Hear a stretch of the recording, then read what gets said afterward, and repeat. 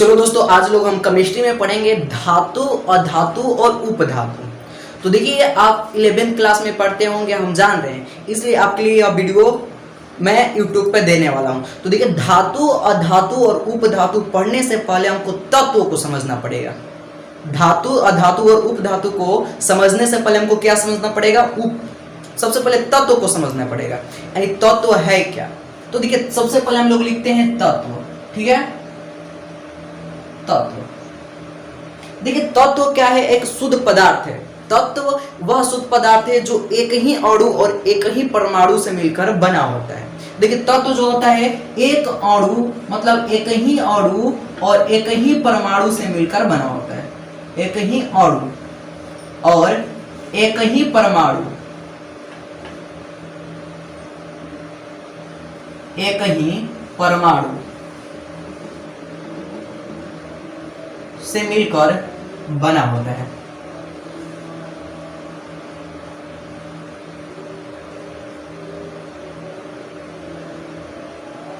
देखिए, हमने बोर्ड पर लिखा है कि तत्व क्या है। तत्व वह शुद्ध पदार्थ है जो एक अणु और एक ही परमाणु से मिलकर बना होता है। जैसे ऑक्सीजन को देखिए, जैसे ऑक्सीजन को देखिए, ये क्या होता है? O2 होता है।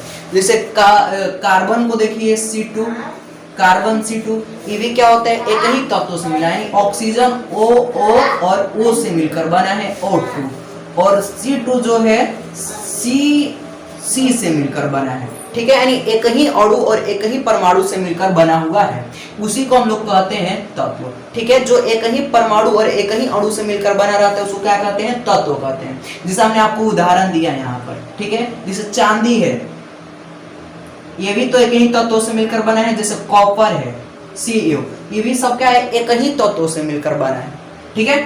तो चलिए, तत्व आप लोग उम्मीद है कि समझ गए होंगे। जो एक ही अणु और एक ही परमाणु से मिलकर बना रहता है उसको क्या कहते हैं? तत्व कहते हैं। क्लियर है? अब देखिए, तत्व जो है उसको बांटने का प्रथम प्रयास लभवाजे ने किया था। तत्व को बांटने का प्रथम प्रयास कौन किया था? लभवाजे ने किया था। याद करिएगा, हम लोग टॉपिक पे चलेंगे धातु, अधातु और उपधातु। उससे पहले लभवाजे, यानी लभवाजे ने तत्वों को दो वर्गों में वर्गीकृत किया। पहला था धातु और दूसरा था अधातु। पहला क्या था? यानी लभवाजे ने तत्वों को दो भागों में बांट दिया, जिसमें पहला हो गया धातु और दूसरा हो गया अधातु। पहला होगा धातु और दूसरा हो गया हम लोगों का अधातु, ठीक है। अब आप 10th क्लास को याद करिए, आप वहां पर धातु और अधातु पढ़ चुके हैं। यानी धातु क्या था? जिसको हम लोग पीटते थे, जिसको हम लोग पीटते थे और उसमें से टन टन की आवाज आया करता था, उसको हम लोग क्या करते थे? धातु। और अधातु क्या था? जिसको पीटने पर थप थप की आवाज आता था, उसको हम लोग अधातु कहते हैं। मगर यहाँ पर यह परिभाषा चलने वाला है नहीं, क्योंकि आप 10th क्लास को छोड़कर एक 11th क्लास में आ गए हैं, ठीक है। तो हम लोग 11th क्लास की तरफ इसकी परिभाषा खुद अपने आप देंगे, ठीक है। तो देखिए, तत्वों को बांटने का प्रथम प्रयास लभवाजे ने किया, यानी धातु और अधातु में उसको बांट दिया। अब देखिए, धातु क्या है? धातु एक ऐसा तत्व है, धातु एक ऐसा तत्व है जो अपने इलेक्ट्रॉनों को त्याग कर, यह क्या करता है? अपने इलेक्ट्रॉनों को त्याग कर धनायन आयन बनाता है। अब समझिए आयन क्या है, थोड़ा सा यहाँ पर हम चर्चा कर देते हैं आयन का। आयन आप लोग 10th क्लास में पढ़े होंगे। आयन, आवेशित कणों को हम लोग क्या कहते हैं? आयन कहते हैं। यानी एग्जैक्टली आप समझ गए होंगे कि आवेशित कणों को हम लोग क्या कहते हैं? आयन कहते हैं, जो कि दो प्रकार का होता है। एक हो जाता है धनायन, धनायन, एक हो जाता है ऋणायन, एक हो जाता है ऋणायन। यानी आपसे पूछा जाए आयन कितने प्रकार के होते हैं, तो आप कह सकते हैं आयन दो प्रकार का होता है, एक तो धनायन और एक तो ऋणायन। धनायन पर प्लस चार्ज होता है और ऋणायन पर माइनस चार्ज होता है।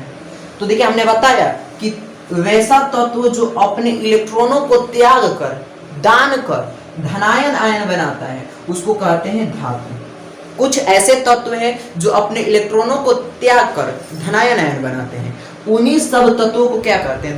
धातु कहते हैं। और कुछ ऐसे तत्व हैं जो अपने इलेक्ट्रॉनों को त्याग कर धनायन आयन न बनाकर ऋणायन आयन बनाता है, उसी को हम लोग कहते हैं अधातु। क्लियर है? यानी देखिए वैसा तत्व जो अपने इलेक्ट्रॉनों को त्याग कर धनायन आयन नहीं बनाता है, यानी वो धनायन आयन नहीं बनाएगा तो कैसा आयन बनाएगा, ऋणायन आयन बनाएगा, तो उसी को हम लोग क्या कहते हैं, अधातु कहते हैं। जबकि कुछ ऐसे तत्व होते हैं जो अपने इलेक्ट्रॉनों को त्याग कर धनायन आयन बनाते हैं, उन सभी को हम लोग क्या कहते हैं, धातु। अब देखिए जो तत्व है वर्तमान में कुल 111 है, वर्तमान में कुल कितना तत्व है, 111 है, जिसमें 92 तत्व प्राकृतिक है, जिसमें 92 तत्व प्राकृतिक है, यानी ईश्वर द्वारा है, जो ईश्वर ने हमको बना कर दिया है। और करीब करीब 119 तत्व ऐसे हैं जो संश्लेषित है,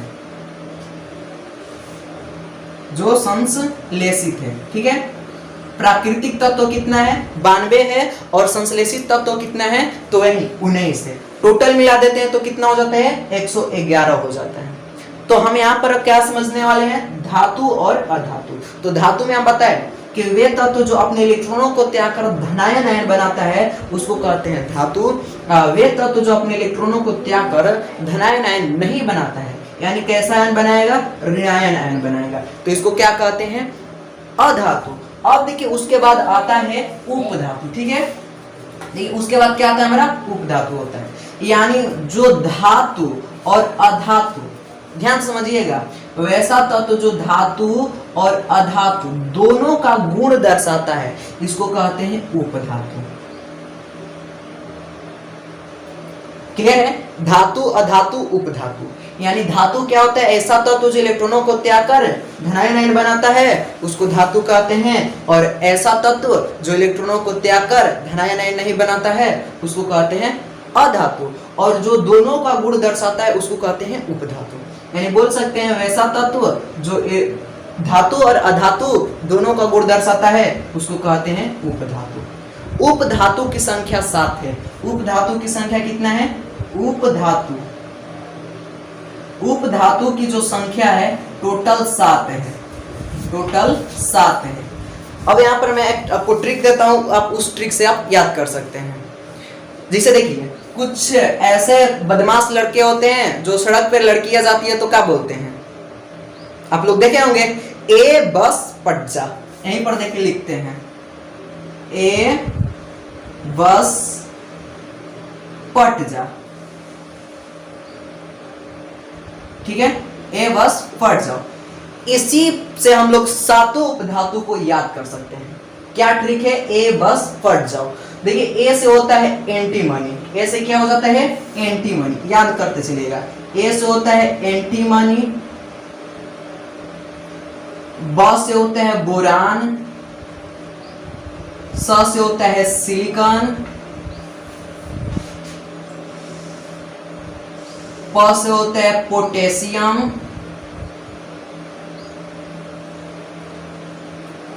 पोटेशियम, और ट से होता है टार्टेनियम, ट से होता है टार्टेनियम, ज से होता है जर्मेनियम,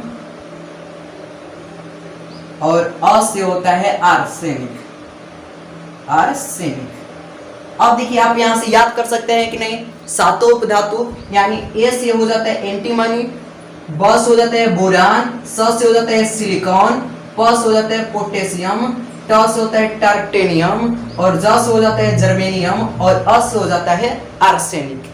क्लियर है, कौन सा आप लोग का ट्रिक्स है, तो बस ए पट जा, ए बस पढ़ जाओ, यही आप ट्रिक से आप याद कर सकते हैं सातों उपधातु के।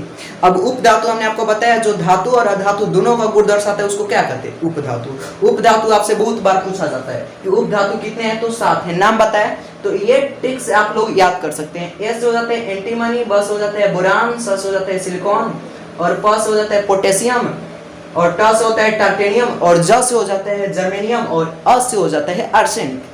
तो आप कमेंट में जरूर बताइएगा आपको यह वीडियो कैसा लगा। उम्मीद है कि अच्छा ही लगा होगा। अगर आपको वीडियो बहुत बढ़िया पसंद हुआ तो आप अपने दोस्तों में शेयर करें और ज़्यादा से ज़्यादा सब्सक्राइब करें। तो चलिए मिलते हैं नेक्स्ट वीडियो में, तब तक के लिए इतना है।